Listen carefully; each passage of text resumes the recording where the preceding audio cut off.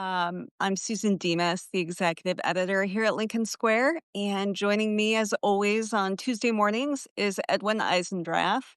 He is the former CEO of the Chicago Sun-Times and currently hosts a radio show in Chicago on Heartland Signal, which you can pick up anywhere online. And he is also the author of the wonderful Substack, It's the Democracy Stupid. So thank you so much for being here. Edwin, I know we have a ton to talk about this week.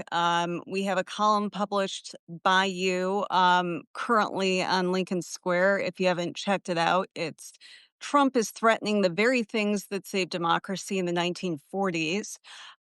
So I thought, why don't we go ahead and start with Trump betraying a lot of those values with his upcoming meeting with Putin in Alaska, of all places. And this meeting, of course, does not involve Zelensky from Ukraine. So it's really a meeting for peace in name only. Yeah. Well, first, hello, everybody. And let me apologize for coming in right out of the rain and looking the way I look. Uh, and I borrowed a room somewhere that had Wi Fi because I'm not in my normal place. So forgive the sound and the way I look. But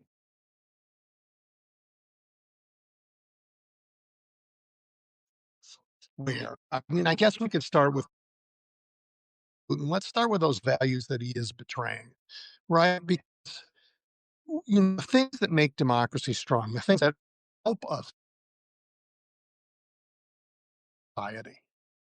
And this is something that we used to know, right? If we take care of each other, if we invest in each other, if we create real pathways where all of us can have a decent life, where most of us, if you're going to work hard, you can and play by the rules, you will do well in America.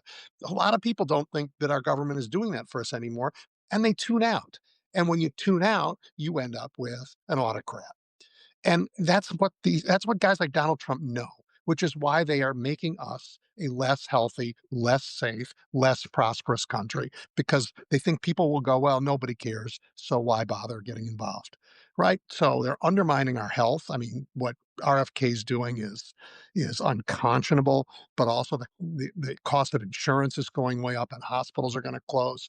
What they're doing to education, I mean, the higher education war is well known, but less well known the cuts that they're doing to K-12 are huge, and when they don't cut, they privatize. So it's not going to be for everybody. They are weakening the fabric of our society, and they're trying to get us to turn against each other, right? Right. And that they're doing that on purpose because then they can just take power and no one will care because they think no one really is standing up for them.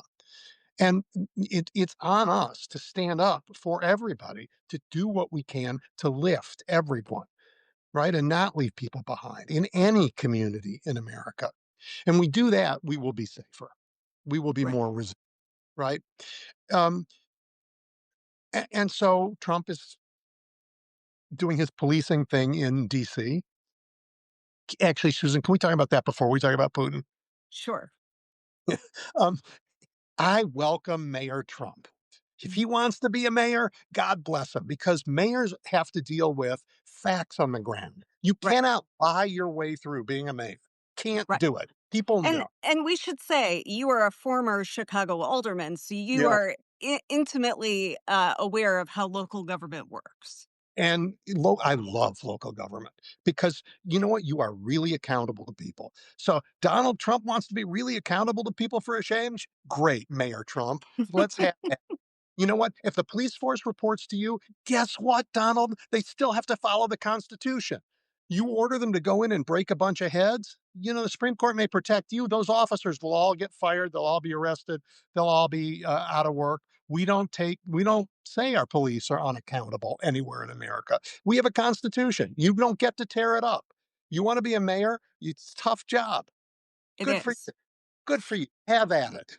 I think Go we should note that back in 2021, when the last days of Trump's presidency in January, with the January 6th insurrection, Trump was very clear that he had no power to call in the National Guard.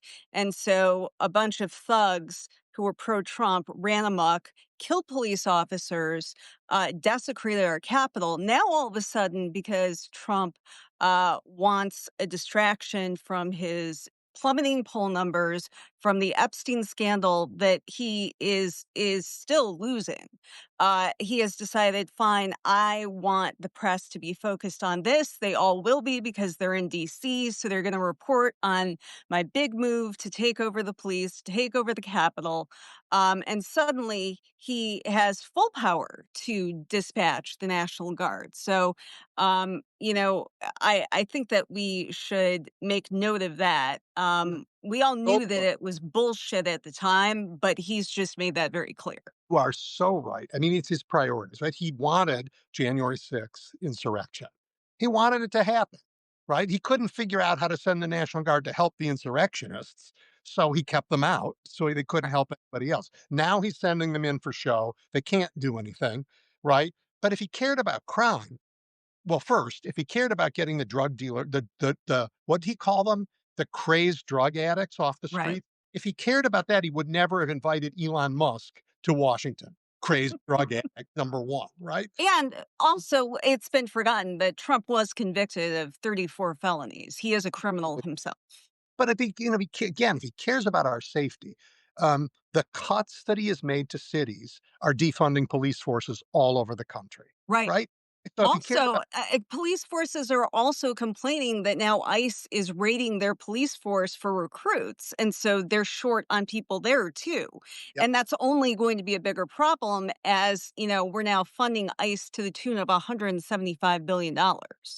and he has. I mean, it doesn't make us safer to take the Justice Department and the FBI and move them to the political side of the house as opposed to the law enforcement side of the house, right? Because they're not doing law enforcement. Now he's got trained FBI analysts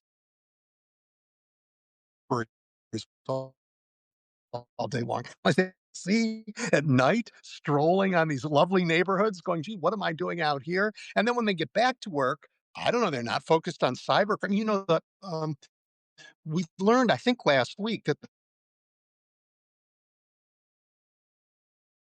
and now names of confidential informants are out there. This isn't making us safer, not in any safety. Like I said at the beginning, he's dismantling our society so that people that he cares about as well. And so let's talk Putin. Speaking of dictators, right? Can you hear me? Yeah, I think you're cutting out a little bit. Let's see what we can do here. So yeah, if you want to back up a little bit. I'm so sorry. Um, so I'm not sure where I cut out, but it was like the breach at the federal judiciary, right? Because the FBI is not doing cyber security anymore. They're busy doing political work. So the federal judiciary was cyber hacked, and the names of confidential informants are now out there. This isn't the stuff that makes us safer, right? So he's taken all of the FBI, he's taken all of the uh, the uh, Pam Bondi and all that crowd, and he said, You're not doing law enforcement anymore. You're doing politics." Mhm. And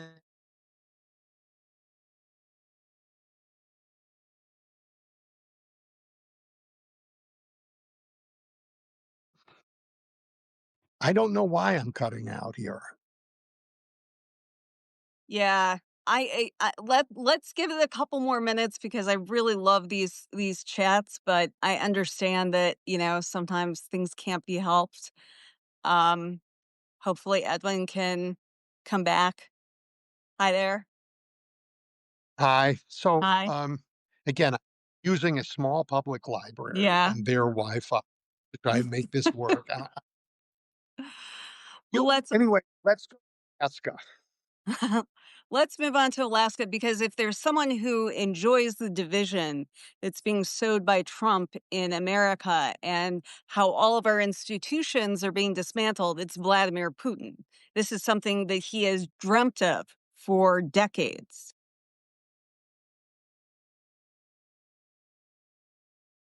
as Trump likes to say, reality. And